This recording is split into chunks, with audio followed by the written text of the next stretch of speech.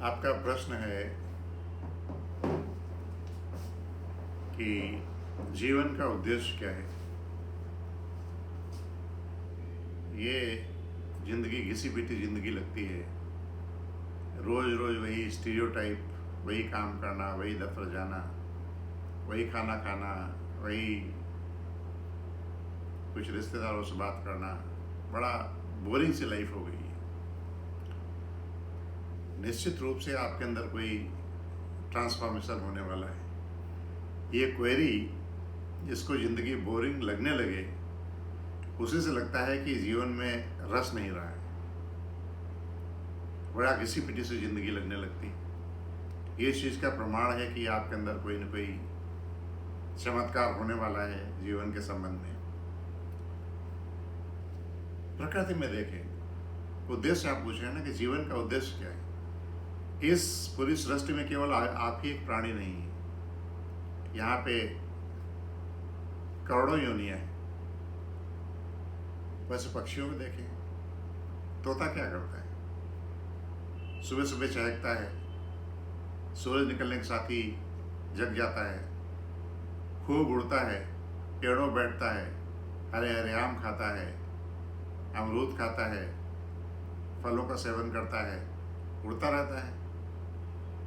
जब भूख लगी खा लिया, जब प्यास लगी पी लिया, नहीं तो उड़ता रहता है, और जब नींद आई तो सो लिया। सारे पशु पक्षी मस्त रहते हैं जीवन में। आपकी तरह क्या कोई तोता किसी दूसरे तोते से पूछता होगा कि जीवन का उद्देश्य क्या है? क्या यही घिसी पिटी जिंदगी है कि सुबह सुबह उठ गए, चहक लिए, फल खा लिए, पानी पी लिया और सो गए? तितली को देखिए, रोज ही रंगीन पंखों को लेकर के घुमड़ घुमड़ के मचलती रहती फूलों के ऊपर। भौरे को देखिए, फूल को देखिए, जैसे ही सूरज निकला कली फूल बन के खुशबू बिखेरने लगती, और शाम आते ही आते ढल जाती, मुरझा करके फिर मिट्टी मिल जाती। और हर दिन यही होता है फूलों के साथ। कोई फूल पूछता है कि जीवन का उद्देश्य क्या है? सूरज सुबह सुबह निकलता है, दोपहर होती, फिर शाम हो जाती। क्या सूरज कभी पूछता है कि क्या तमाशा है, सुबह सुबह मैं निकलता हूँ? अगर कोई सूरज के डैडी होंगे या मम्मी होंगे या उनके कोई गुरु होंगे, क्या सूरज पूछता है कि क्या तमाशा, रोज मैं निकलता हूँ, दोपहर धूप करता हूँ, फिर अस्त हो जाता हूँ? चांद, तारे, हवा, बादल पूछते हैं कि मैं क्यों घुमड़ घुमड़ के पानी बरसाता हूँ, हर बारिश में 4 महीने तक यही काम करता हूँ? आप एक विवेकशील प्राणी हैं, इसीलिए आपके मन में प्रश्न उठता है कि जीवन का उद्देश्य क्या है। जीवन का उद्देश्य कोई नहीं बता सकता है, ये आप ही को ढूंढना है।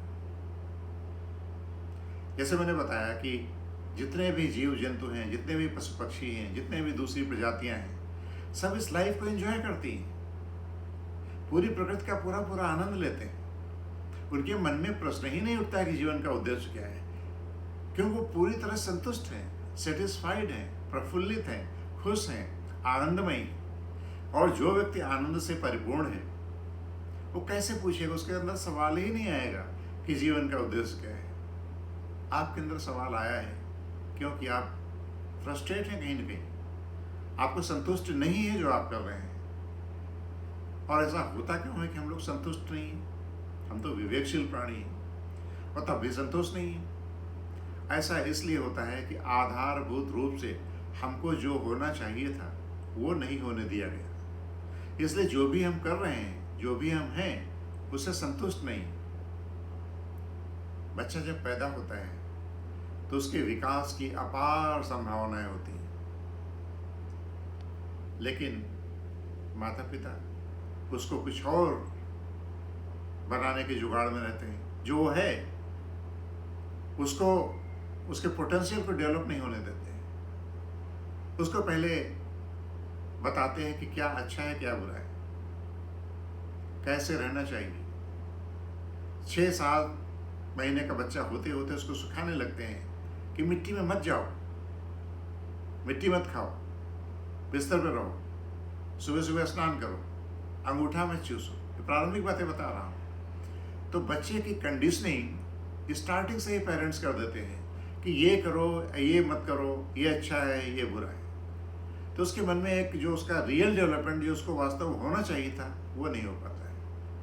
आगे आते आते स्कूल भेज देते हैं। स्कूल में तो टीचर बच्चा कुचा जो रहता है उसका आत्मसम्मान, स्वाभिमान और जो पोटेंशियल है, उसका ओरिजिनलिटी है, उसको टीचर ख़त्म कर देते हैं। इस सब्जेक्ट में ये पाठ पढ़ो, संस्कृत पढ़ो।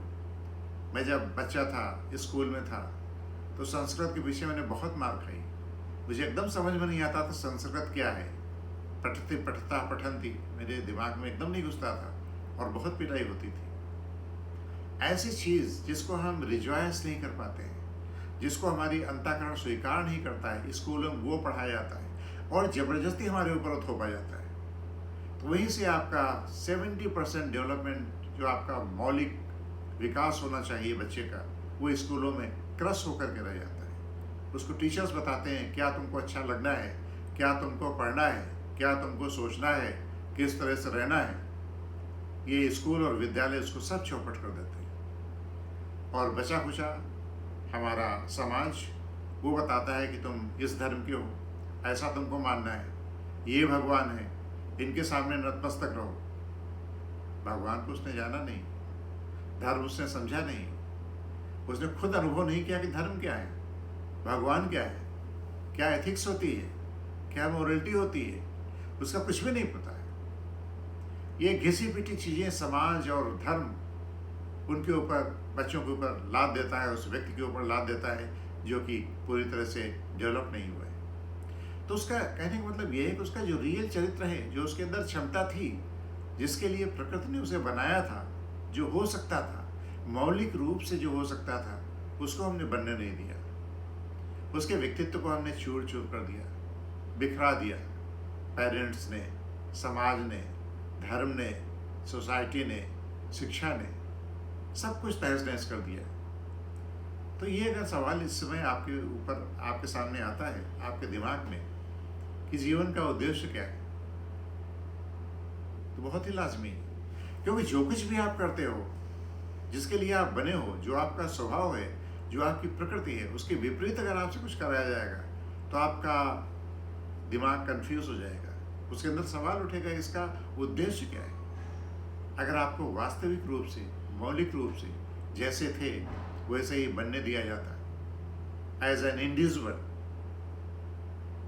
अगर उसमें आपको ग्रोन अप होने दिया जाता, तो आपके अंदर कभी सवाल नहीं आता। क्यों मैंने एक बताया ना कि दूसरे पशु पक्षी, जीव जंतु, प्रकृति, वनस्पति, कोई नहीं पूछता है। पेड़ को देखा है, एक ही जगह खड़ा रहता है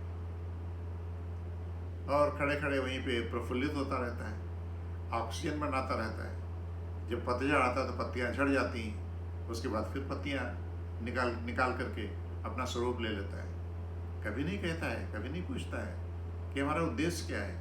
प्रफुल्लित रहता है, खुश रहता है। किसी पेड़ को देखिए, किसी मौसम में देखिए, बरसात देखिए तो खुश, जाड़न देखिए तो खुश, पतझड़ में सब सारी पत्तियां झड़ जाती तो भी प्रसन्न दिखे, कोई शिकवा नहीं रहता है उसे। न ही किसी पशु पक्षी को शिकवा रहता है, किसी को शिकायत नहीं रहती। तो जो आपके अंदर स्वाभाविक है, जो आपके अंदर स्वभाव है, जो आपके अंदर पोटेंशियल है, जो ओरिजिनलिटी है, अगर उसको उसी तरह से इस समाज ने, आपके पेरेंट्स ने, आपके धर्मगुरुओं ने, आपके पुरोहित ने अगर वैसा को वैसा डेवलप होने दिया होता, तो आपके अंदर ये प्रश्न कभी नहीं होता। क्योंकि जो लोग ट्राइबल सोसाइटी में जाइए, ट्राइबल सोसाइटी में ज़्यादा बंधन नहीं रहते हैं। वो जिस तरह से रहते हैं, उनको ज़्यादा ये नहीं बताया जाता है कि ऐसा करो ऐसा ना करो। वो काफ़ी कुछ अपनी ओरिजिनलिटी के साथ जीते हैं। तो वहाँ पे सुसाइड नहीं होते, वहाँ पे डिप्रेशन नहीं होता है, वहाँ पे परेशान नहीं रहते हैं। और शायद ही जो रियल ट्राइबल्स हैं, उनके दिमाग में ये क्वेश्चन आता हो कि जीवन का उद्देश्य क्या है। वो सिर्फ जीते हैं, वो 24 घंटे एक आनंद में जीते हैं, नृत्य संगीत में जीते हैं, आह्लादित रहते हैं। उनके पास कोई फैसिलिटीज़ नहीं होती, एक लंगोटा लगाए रहते हैं। कुछ ट्राइबल सोसाइटीज़ में तो कपड़े भी नहीं होते, रहने के लिए ठीक से मकान भी नहीं होते हैं, दवा दारू भी नहीं होता है, शिक्षा नहीं होता है, कोई प्रोटेक्शन भी नहीं होता है, लेकिन मस्त रहते हैं। क्यों? क्योंकि जैसा वो स्वभाव है, पशु पक्षियों की तरह, जंगली जानवरों की तरह वो ग्रोन अप करते हैं और अपने स्वभाव के हिसाब से जीते हैं। तो क्यों उनके दिमाग में प्रश्न आएगा कि जीवन का उद्देश्य क्या है? ये प्रश्न आपके दिमाग में इसीलिए आया है कि जैसे आप जी रहे हैं उससे आपकी आत्मा संतुष्ट नहीं है, उसमें कहीं ना कहीं फ्रस्ट्रेशन है और आपको ये जिंदगी, ये जीने का तरीका बहुत ही घिसा पिटा, स्टीरियोटाइप, रूटीन टाइप लगता है, इसलिए प्रश्न आया है।